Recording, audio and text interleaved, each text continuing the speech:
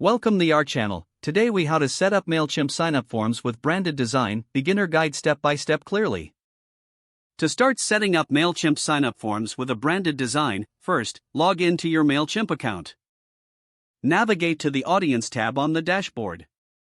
Select the audience you wish to work with if you have multiple audiences. Click on the Sign-up Forms option. Choose the form builder from the list of sign-up form options. In the form builder, you will see a default sign-up form.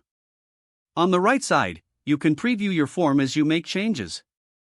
To create a branded design, begin by selecting the design step located in the form builder.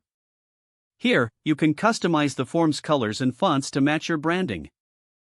Click on the Color tab to choose a custom color palette that fits your brand. You can add your logo by clicking the Logo section and uploading your image. Make sure your logo is clear and appropriately sized for the form. Next, adjust the text styles in the Style tab. Here, you can change the font, size, and weight of the text to enhance readability. After customizing colors and fonts, move on to the Building Blocks section in the Design step. Add elements such as a text block or image block to enrich your form further. Drag and drop these elements to position them as desired. To edit field labels, click on the Field tab. Here, you can modify the text for each input field to align with your brand voice. Next, ensure that your form includes a clear call to action.